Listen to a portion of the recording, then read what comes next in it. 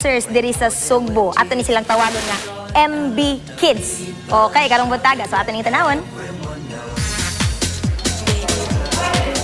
Sulob ang ilang puti nga uniforme, sila ang mga batang fencers sa nag-inusarang club sa Maong Sports sa Sugbo.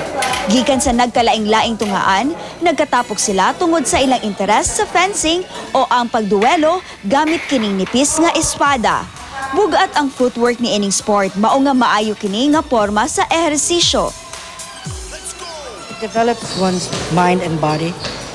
It's not just a physical sport, but you also have to use your mind. And it also helps you to cope with stress, and because sometimes in fencing there's a lot of pressure.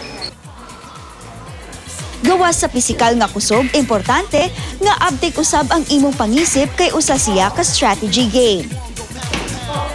We could take fencing for our PE, and when I got into there, I got to see that it was more than just the brute force, but it was also about the intellect.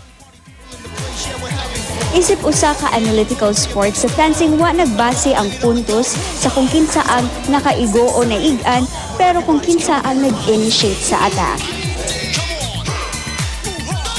Mas daghan man ang mga lalaki sa ilang club, doon na say pipila ka batang babae nga aktibo sa maong sport.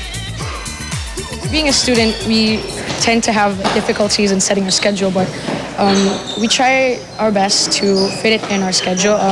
If we have training, we try to maximize our time.